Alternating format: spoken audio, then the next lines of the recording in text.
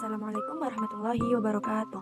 Baiklah, di sini saya dan kelompok saya akan membahas materi mengenai perhatian dengan dosen pengampu Bapak Dr. Subhan Ajrin Sudirman, MA, pada mata kuliah Psikologi Kognitif. Kami dari kelompok 3 yang beranggotakan saya Augustin Azhara dengan NIM 2215040043 dan Rapida Pulungan dengan NIM 2215040056 dan Hanifah Amanya dengan NIM 2215040071. Topik pembahasan kita kali ini yaitu yang pertama, pengertian perhatian, yang kedua, jenis-jenis perhatian, yang ketiga, proses pra-perhatian dan perhatian terfokus, keempat, teori perhatian, yang kelima, teori filter, dan yang terakhir, teori kapasitas. 1. Pengertian. Perhatian disebut juga dengan atensi atau attention, merupakan salah satu dari sekian banyak gejala psikologis pada diri manusia. Dalam perhatian, terjadi beberapa aktivitas jiwa yang melibatkan otak dan indera. Perhatian timbul karena aktivitas seseorang yang berasal dari apa yang dilihatnya.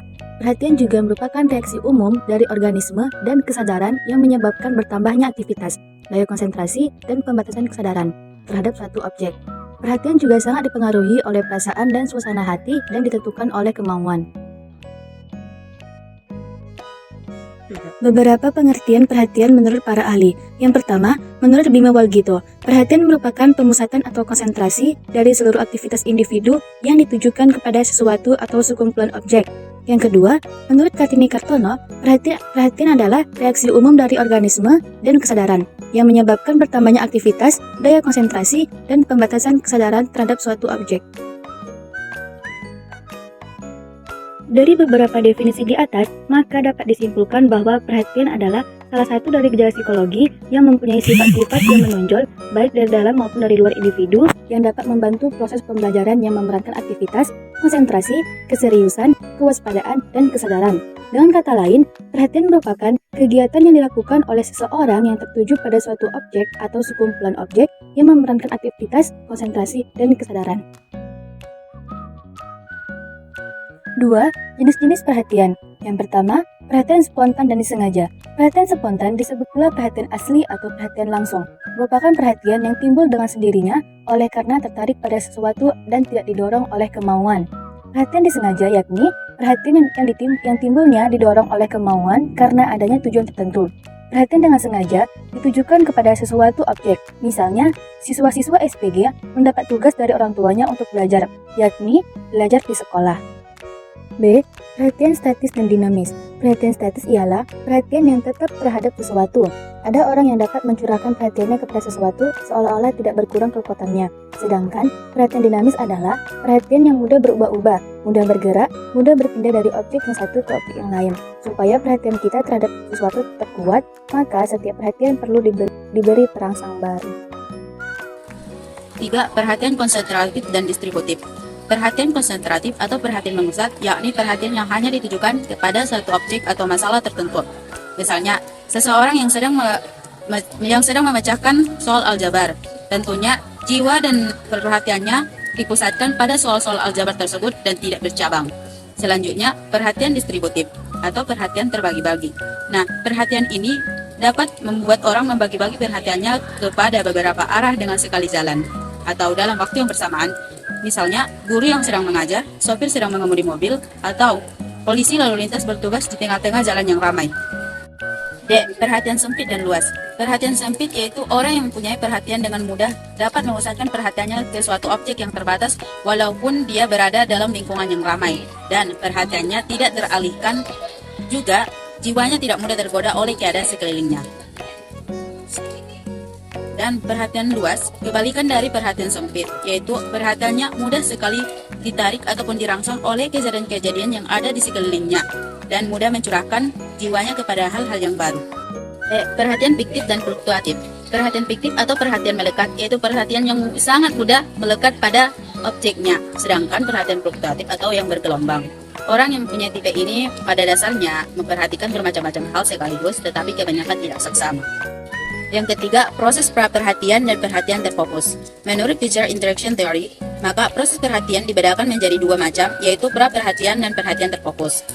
Proses pra-perhatian merupakan tahap awal perhatian yang melibatkan aktivitas pencatatan sifat-sifat objektif secara otomatis yang menggunakan proses paralel terhadap semua media visual. Selanjutnya, perhatian terfokus merupakan tahap kedua dalam proses perhatian. Proses perhatian tersebut mencakup proses serial atau berurutan dalam mengidentifikasi objek-objek yang ada pada saat itu. Proses perhatian terfokus memiliki istilah lain yang disebut dengan proses terkendali atau control processing. 4. Teori perhatian. Awalnya, teori mengenai perhatian menyatakan bahwa manusia hanya sanggup memproses sejumlah informasi yang terbatas pada satu waktu. Teori ini berdasarkan pada konsep sebuah leher botol, yang mana botol itu sendiri memiliki permukaan yang sempit yang membatasi jalan masuk benda.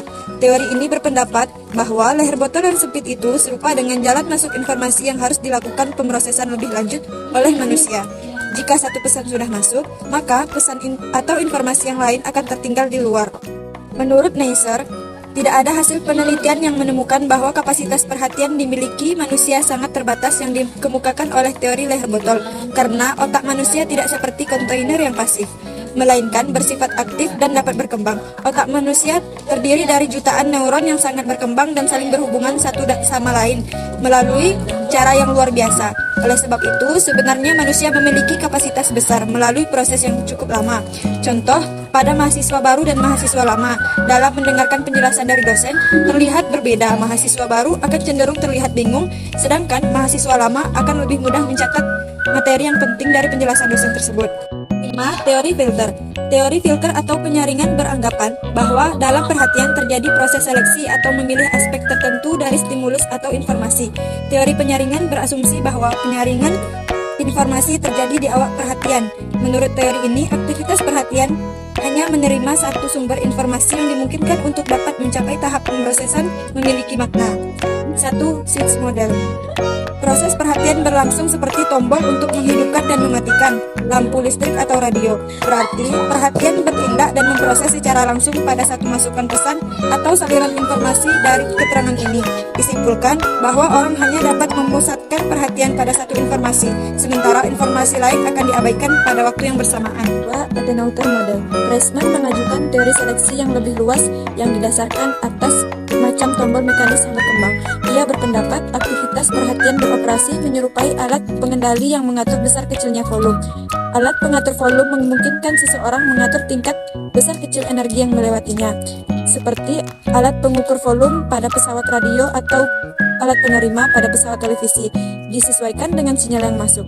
Jika perhatian diibaratkan seperti alat ini, maka jumlah informasi yang berbeda dapat masuk melalui masing-masing saluran dalam waktu yang sama. Kemudian dipilih mana yang menjadi titik berat perhatian seseorang. Teori kapasitas. Disebutkan bahwa pertanyaan utama ditujukan pada teori perhatian yang didasarkan atas asumsi manusia yang memiliki keterbatasan kemampuan dalam memproses masukan informasi yang berjumlah banyak. Demikian pula, teori kapasitas ingin mencoba mendekati isu tersebut dengan asumsi bahwa sumber kapasitas kognitif itu terbatas.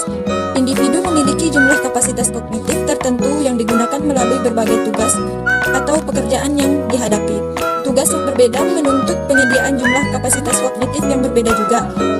Jumlah aktivitas yang dapat dilakukan secara bersamaan akan ditentukan oleh besar kecil kapasitas yang dibutuhkan oleh masing-masing aktivitas.